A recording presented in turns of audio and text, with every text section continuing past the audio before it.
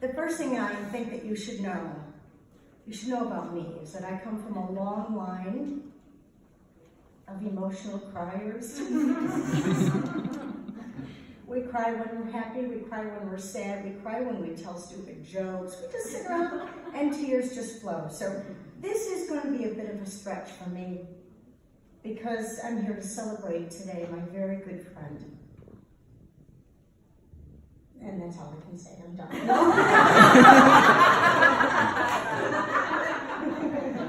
So, I don't mean to be, this emotional about this, but Steve's been here and hired both me and Dave.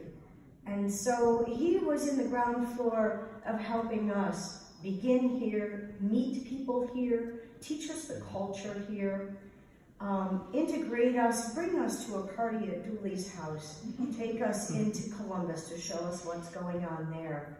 And then he walked us through, as he remained chair for many, many years, before either one of us could. He walked us through tenure and through promotions, and had that historic memory that we could come back as we were serving on committees. And we could say, what does this committee do? Because you don't always know. So it's been a long 15 years working together at this point in time for me, and 16 for David working with Steve. So it's going to be challenging for us to lose our good friend and our good colleague. So I guess I want to remind you that Steve has been here 31 years. 1988 is when he came on. He's known on our campus for the unique courses, such as his peacemaking course. And it's unique among departments here at Muskingum, but you may not realize how unique it is in higher education. There are many, many campuses that don't have a single course like this. And in fact, more and more as we deal with diversity on campuses, what we are hearing from organizations in higher education is that we need to be teaching how we can create civil interactions between students and how we can create peaceful spaces on campus. And I have to say, Steve's been doing that for years. He really put Muskingum on the cutting edge of civility, which is now central to higher education and campuses in general in the United States. So that peacemaking course, as just one example of what Steve has done, it fills every semester. It's offered. It was often offered 2 sections in a semester and demanded a waiting list. So people were literally standing in line to get into this course. It's been so influential and popular that he also used to offer a May-term course quite often, just to accommodate the demand itself. It was an action-packed course. It got students moving and thinking and doing and being creative. And in fact, that is really central to Steve's teaching philosophy, to get students thinking and doing. He is much less about testing and much less about the traditional classroom setting. And in fact, he wants people out of the chairs.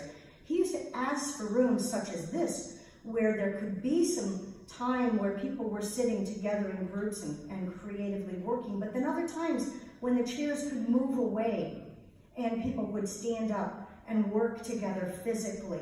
And I think because of that, he was also very influential in some of the classroom designs that we now have that took that into account. I think of all his creative approaches, the most innovative is when he has students in anthropology write with their feet. It's an approach in experiencing life as the other. And so he intentionally gets them really, really uncomfortable.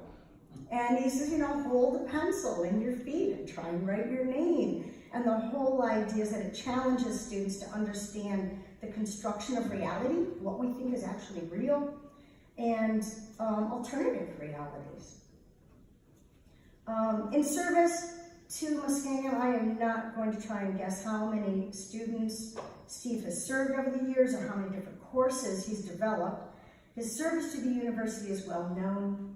His willingness to contribute beyond expectations is evidenced in this room, because none of this was required, and certainly the project out in the hallway that's looking at how diversity is represented on our campus is something that he created in conjunction with committee work, but he went above and beyond for that. He's done late night hours. In fact, we have an ongoing joke about, who leaves the suite last, and it's you're it. It's like a game of tag, you're it tonight. And traditionally, Steve is there incredibly late. The light is on. He also advises many clubs over the years.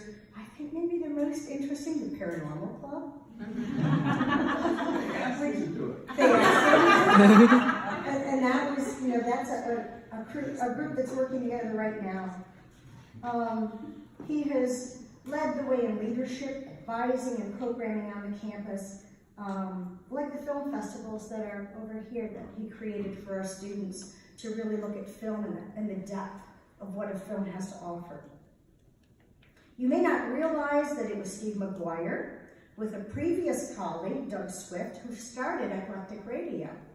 And over time, Jerry Martins joined in, and now we have Jim Dooley who's organizing this. But it was Steve and Doug who said, let's get faculty on the air doing radio that they'd like to do. But of course, true to Steve's style, he's not going to play just any old stuff. Oh no, you got to check out a few of these radio show titles. Neo-African big band music, that was one night. Or my favorite, and I do have to read this one so I get it right.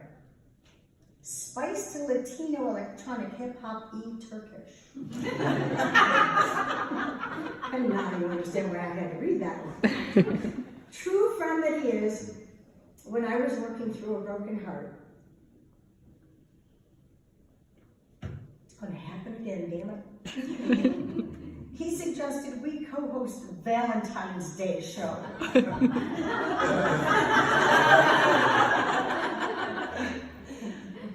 We called it the Sweet and Sour Radio Hour. And he played the nice stuff and dedicated things to his wife, Diane, who has joined us today. And I vented through my selections and expressed the sour side of love. As a sociologist, you may not be completely familiar with Steve's work, like his 2002 book that he co-authored with Janelle Curry, Community on Land, Community, Ecology, and Public Interest.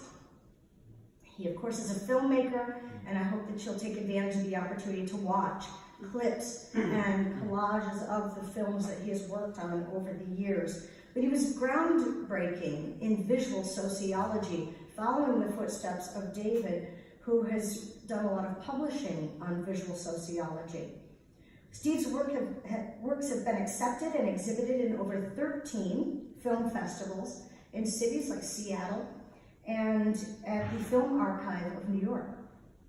In service to sociology, he's been central to the stability of an organization called the Association of Humanist Sociologists, where he has held every office they have, including president and vice president, conference program chair, and most recently, conference videographer when the three of us went to Havana, Cuba, and held attended the annual meeting there.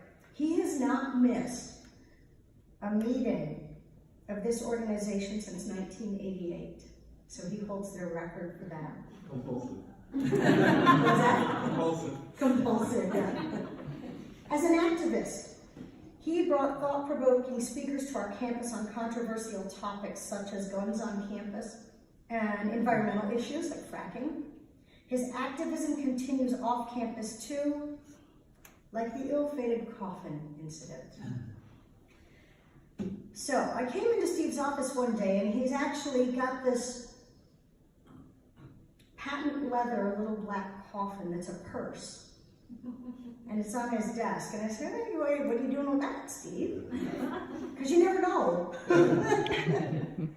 So he said, you know, I'm taking a stand against taxes and the way we pay taxes and the inequality in taxes. And so, War economy, yeah. Yeah. Good, yeah. More equity in taxes. Yeah.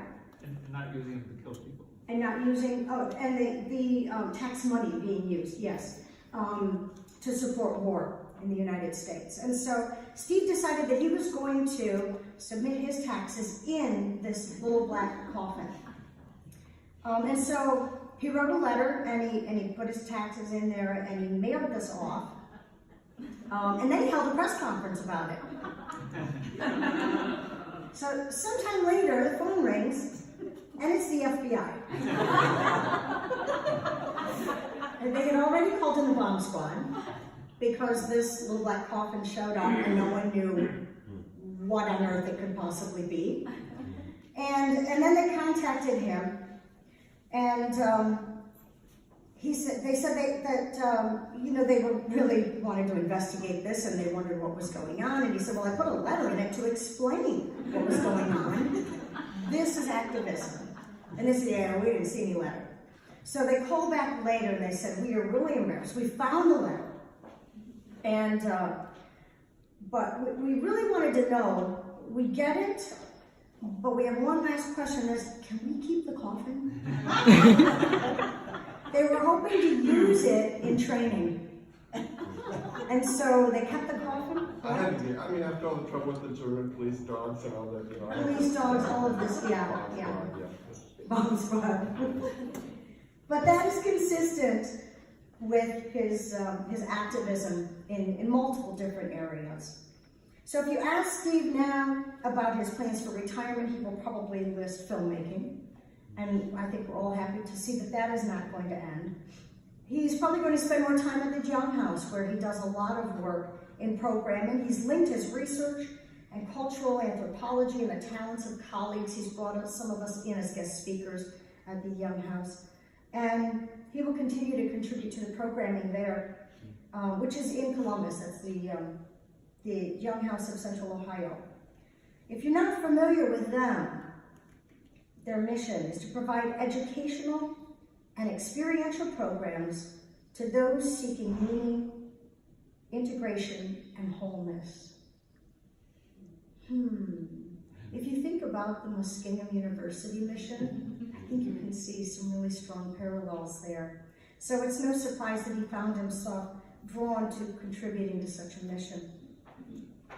I think he will also probably enjoy more time with family. So Steve is a husband, and I do want to introduce Diane today because many people don't know that they are married.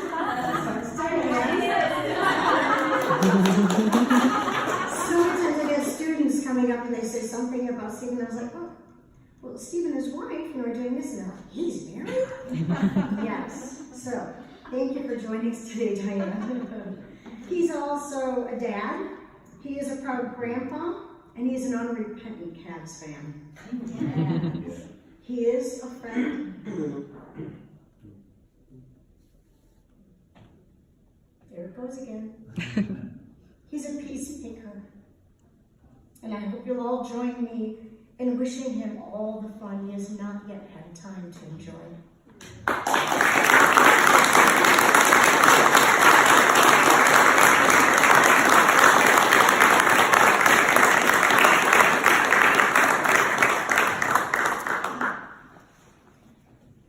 So I'd like to offer the opportunity for others to come up and share any thoughts if they want to. Anybody want to tell a story or two? I see you. You are ready. All right. This is your opportunity.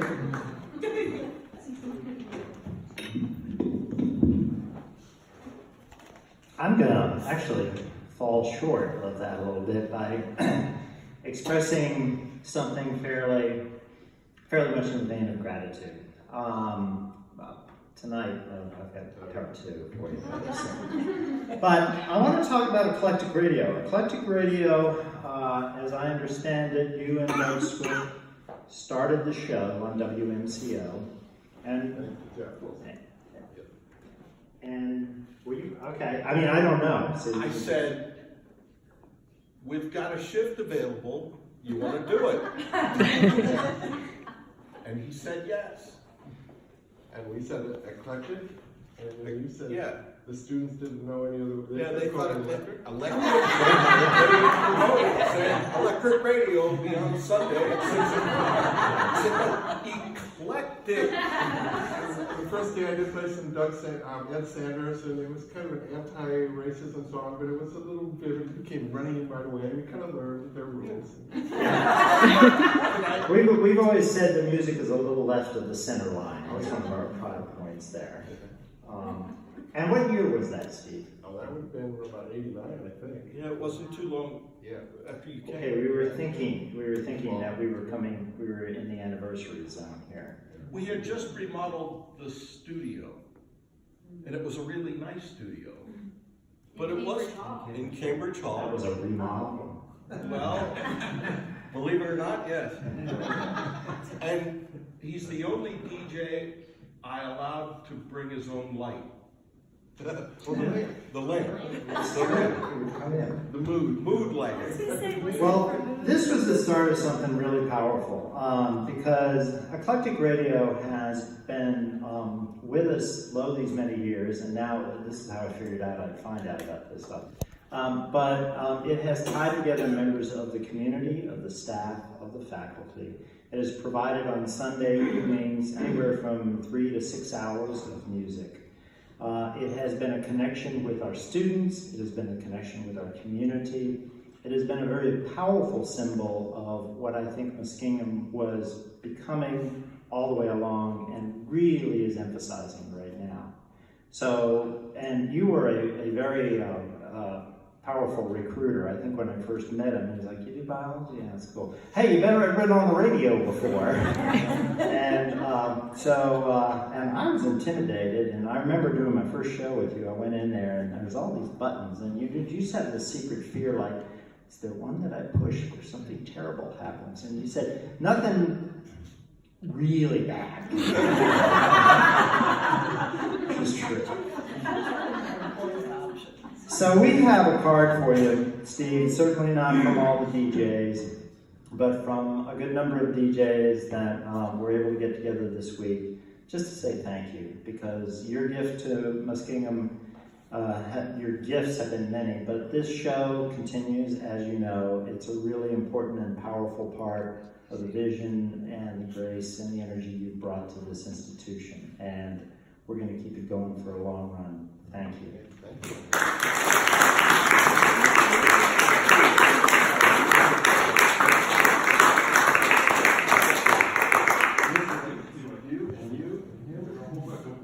So it's open mic time. All right. So, as Sandra was saying, Steve brought both of us to Muskingum. I first got a call from him in Madison, Wisconsin, and I guess he said, like, you always liked Madison. So I thought, oh, that's a good sign.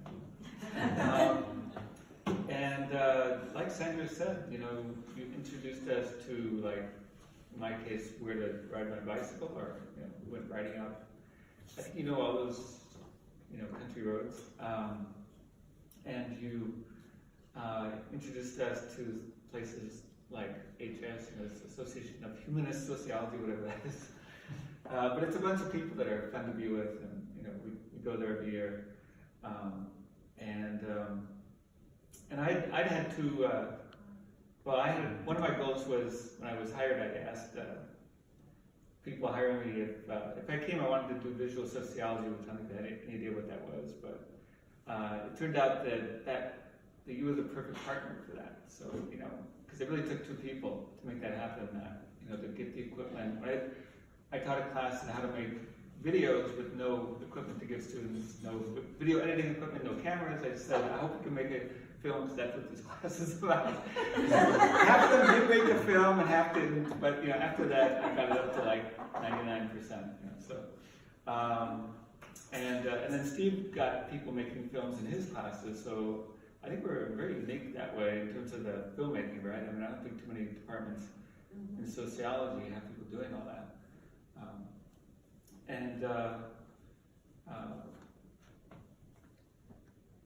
I think that it's sort of easy to underestimate how important that creative support is. You know, that there's somebody as creative as you floating around and never, you know, attacking, but always supporting. It, creativity is very fragile, and so, you know, you really need someone who has that enthusiasm. As other people have mentioned, like in terms of the eclectic radio, but I've experienced it as well in terms of just doing my daily work, or just, you know, feeling good about coming in to work. So it's really been a pleasure, you know, being in this department. We're both going to miss you greatly. So, but it's been a great pleasure to have you for 16 years as a colleague. I suppose you did the math right. So anyhow, so if anybody else wants to give a little mention of some Steve anecdote, you're welcome to do so. But I just wanted to say I appreciate it. Thank you.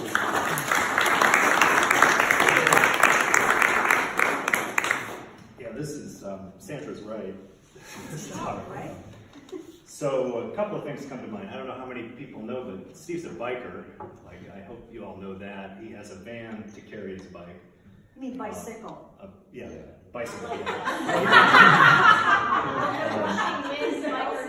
But I think you bought a minivan to transport your bike around and maybe have an extra bike. So I remember biking Ohio River with you along the Ohio River. Maybe you don't know this, but he's kind of a farmer too. Like the first 10 or so years of his life here, I want to say you lived in a historic farmhouse in Norwich, Ohio. Rode a tractor and did stuff in a barn, maybe. Right? I mean, I don't know that you raised crops or had animals, but I've seen Raised ground. And this is just, you know, it's too huge to get into all the personal stuff with Steve, and I'll do that in another moment or two. But I just have to say, there is no better faculty member, human being on this campus in terms of genuine, kind, and good. I have never heard Steve McGuire run down any administrator or faculty member in any negative way. And I'm serious, he is a good man to his core. And I only wish I could be half as good as you are. So that's all I have to say.